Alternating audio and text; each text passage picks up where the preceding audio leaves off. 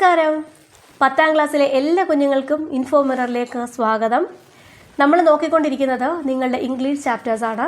ആദ്യത്തെ 2 പ്രോസ് വർക്ക് നമ്മൾ എടുത്തു കഴിഞ്ഞു. ഇനി എടുക്കാനുള്ളത് ഫ്രണ്ട്സ് റോമൻസ് കൺട്രിമെൻ എന്നുള്ള സ്പീച്ചാണ്. ഒരു സ്പീച്ചും നമ്മൾ എടുത്തതാണ്. അതിലെ ക്വസ്റ്റ്യൻ ആൻസേഴ്സും അതുപോലെ തന്നെ അതിനകത്ത് പൊയറ്റിക് അപ്രീസിയേഷൻ അങ്ങനെയുള്ള കാര്യങ്ങളാണ് നമുക്കിവിടെ തരാനായിട്ടുള്ളത്. അപ്പോൾ ഇവിടെ നമ്മൾ എടുക്കുന്നത് സമ്മറിയാണ്. കുറേ കുട്ടികൾ ചോദിച്ചിട്ടുള്ള ഒരു റിക്വസ്റ്റഡ് വീഡിയോ ആണ് സമ്മറി എന്ന് പറയുന്നത്. അപ്പോൾ ശരിക്കും പറഞ്ഞാൽ പ്രോസ് വർക്കിനാണ് നമ്മൾ സമ്മറി ചെയ്യാറ്. ഇതിനൊരു അപ്രീസിയേഷനാണ് തരിക. എന്തായാലും സമ്മറി ചോദിച്ചിട്ടുണ്ട് എന്നുള്ളത് കൊണ്ട് മാത്രം നമ്മളൊരു സമ്മറി ഇവിടെ തരികയാണ്. In Shakespeare's Julius Caesar, Mark Antony gives us famous speech after Caesar's murder. His speech begins with, "Friends, Romans, countrymen, lend me your ears," is a masterful piece of rhetoric delivered at Julius Caesar's funeral. He starts by saying he is not there to praise Caesar but to bury him. He refers repeatedly to Brutus and the other conspirators as honorable men, but his words suggest the opposite.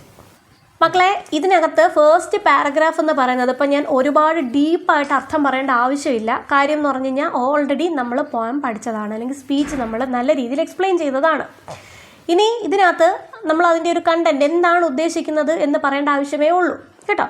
അപ്പോൾ ഷേക്സ്പിയറിൻ്റെ Julius സീസറിൽ ആരാണ് speech നടത്തുന്നത്? Mark ആൻ്റണിയാണ്. Mark Antony എപ്പോഴാണ് speech നടത്തിയത്? സീസറിൻ്റെ മരണശേഷം funeral നടക്കുന്ന സമയത്ത് ആരുടെ അനുവാദത്തോടു കൂടി? ബ്രൂട്ടസിൻ്റെ അനുവാദത്തോടു കൂടിയാണ് സ്പീച്ച് നടത്തുന്നത്. അപ്പം സീസറിനെ കൊന്നതാരാണ്? ബ്രൂട്ടസും കോൺസ്പിറേറ്റേഴ്സുമാണ്. ഇത്രയും കാര്യങ്ങൾ ഓൾറെഡി നമുക്കറിയാം. എന്നിട്ട് ആ സ്പീച്ച് ബിഗിൻ ചെയ്യുന്നത് എങ്ങനെയാണ്? ബിഗിൻ ചെയ്യുന്നത് friends Romans countrymen lend me your ears എന്ന് പറഞ്ഞിട്ടാണ്. എനിക്ക് നിങ്ങളുടെ കാത് കടം തരൂ എന്ന് പറഞ്ഞുകൊണ്ടാണ് ആരംഭിക്കുന്നത്. അപ്പോൾ എങ്ങനെയാണ് സ്റ്റാർട്ട് ചെയ്യുന്നത് എന്ന് നമ്മൾ പറഞ്ഞു. എങ്ങനെ? Friends Romans countrymen lend me your ears എന്ന് പറഞ്ഞ് തുടങ്ങുന്നു. പിന്നെ എന്തും പറയുന്നു? ഞാൻ എന്തിനല്ല വന്നത്? സീസറിനെ പ്രൈസ് ചെയ്യാനായിട്ടല്ല വന്നത്. എന്തിനു വേണ്ടി വന്നു? ഞാൻ അദ്ദേഹത്തെ ബറി ചെയ്യാനായിട്ട്, അടക്കം ചെയ്യാനായിട്ടാണ് വന്നതെന്ന് പറയുന്നു. എന്നിട്ട് റിപ്പീറ്റഡ് ആയിട്ട് എന്തു പറയുന്നുണ്ട്? ബ്രൂട്ടസിനെയും അദ്ദേഹത്തിൻ്റെ കൂടെ ഉള്ള അദ്ദേഹത്തിൻ്റെ കോൺസ്പിറേറ്റേഴ്സിനെയും എങ്ങനെ വിളിക്കുന്നു? ഓണറബിൾ മെൻ എന്നും വിളിക്കുന്നു. ബ്രൂട്ടസിനെ അല്ലാതെ ബ്രൂട്ടസ് ഇസ് എ ഓണറബിൾ മാൻ എന്നും പറയുന്നുണ്ട്. ബട്ട് ഹിസ് വേർഡ്സ് എന്താണ്? അദ്ദേഹത്തിൻ്റെ ആ ഒരു വേർഡ്സ് എന്ത് പറയുന്നുണ്ട്? അതിൻ്റെ ഓപ്പോസിറ്റാണ് അർത്ഥം എന്ന് മനസ്സിലാകുന്ന രീതിയിൽ. കാര്യം എന്താണ്? അവരെന്തൊക്കെയാണോ സീസറിനെ പറ്റി ആര് പറഞ്ഞത്? ബ്രൂട്ടസ് പറഞ്ഞത് അതൊക്കെ തെറ്റാണ് എന്ന് പറഞ്ഞതിന് ശേഷമാണ് എന്ത് പറയുന്നത്? But Brutus is an honourable man എന്ന് പറയുന്നത് അല്ലേ? അപ്പോൾ Brutus claimed Caesar was ambitious and therefore dangerous to the Roman republic. Brutus എന്ത് പറഞ്ഞിരുന്നു? സീസർ എന്ന് പറയുന്ന വ്യക്തി അംബീഷ്യസ് ആണ്, അത്യാഗ്രഹിയാണ്, അതുപോലെ തന്നെ അതുകൊണ്ട് അദ്ദേഹം എന്തുമാണ്? റോമൻ റിപ്പബ്ലിക്കിന് ഡേഞ്ചറസ് ആണ് എന്ന് പറഞ്ഞു. Antony reminds a crowd that Caesar was kind. He brought wealth to Rome, cried for the poor and refuse the crown 3 times. അപ്പോൾ അദ്ദേഹം അംബീഷ്യസ് ആണ് എന്ന് പറഞ്ഞപ്പോൾ എന്ത് മറുപടിയാണ്? അതിന് പകരമായിട്ട് ആന്റണി എന്ത് പറയുന്നു?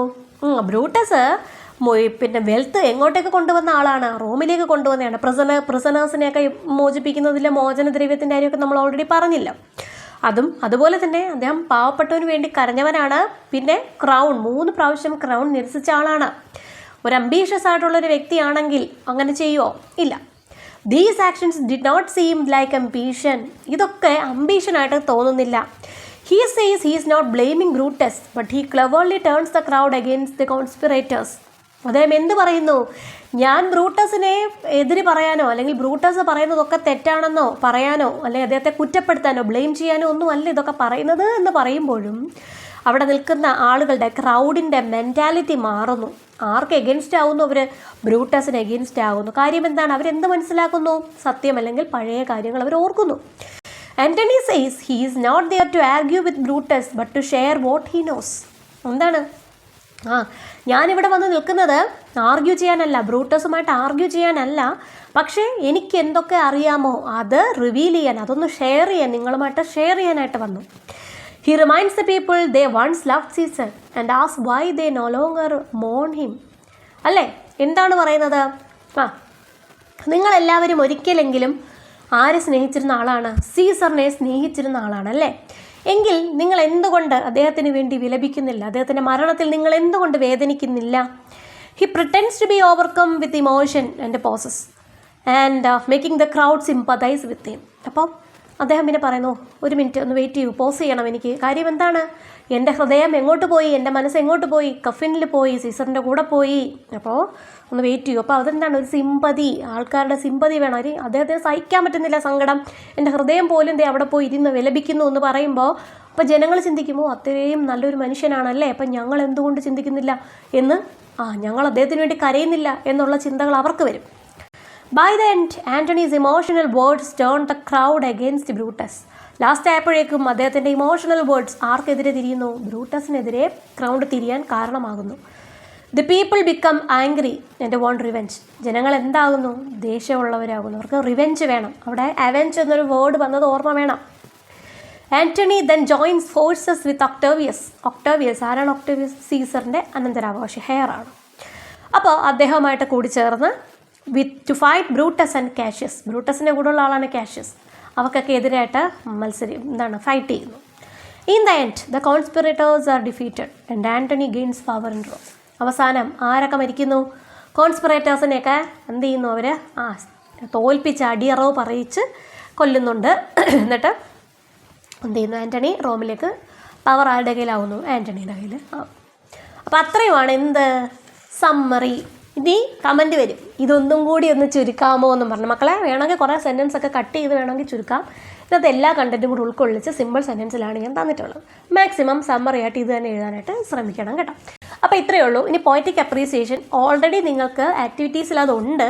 പക്ഷേ ഒരു ഡീറ്റെയിൽഡ് അപ്രീസിയേഷൻ എന്നുള്ള രീതിയിൽ അത് മാത്രമായിട്ട് കുറേ കുട്ടികൾ ചോദിക്കുന്നത് കൊണ്ട് അതിപ്പോൾ ഞാൻ സെപ്പറേറ്റ് തരികയാണ്. ആക്ടിവിറ്റി ചെയ്യുമ്പോൾ അതൊന്നുകൂടി ഞാൻ തരും കേട്ടോ. ഇപ്പോൾ എമർജൻസി ആയിട്ട് ഇപ്പോൾ ഇന്നൊക്കെ ചില കുഞ്ഞുങ്ങൾക്ക് വേണം, തിങ്കളാഴ്ച സബ്മിറ്റ് ചെയ്യാനൊക്കെ വേണം എന്നുണ്ടെങ്കിൽ ഇപ്പോൾ ദാണ്ട് ഒരു പോയറ്റിക് അപ്രീസിയേഷനും കൂടെ ഞാൻ അടുത്ത വീഡിയോ ആയിട്ട് തരാം കേട്ടോ. അപ്പോൾ ഇത്രയേ ഉള്ളൂ മക്കളെ. ഇനി ആക്ടിവിറ്റീസ് ചെയ്യുന്നതായിരിക്കും. നെക്സ്റ്റ് യൂണിറ്റൊക്കെ ഉടനെ തന്നെ എടുക്കുന്നതായിരിക്കും. ചില ബുദ്ധിമുട്ടുകളുടെ ഇടയിലൂടെയൊക്കെയാണ് നമ്മളിപ്പോൾ വീഡിയോ എടുക്കുന്നത്. അതുകൊണ്ടാണ് കുറച്ച് ചിലപ്പോഴൊക്കെ ഒന്ന് ലേറ്റ് ആവുന്നത്. മാക്സിമം നമ്മൾ ഫാസ്റ്റിൽ തന്നെ ഇടാനായിട്ട് ശ്രദ്ധിക്കുന്നുണ്ട്.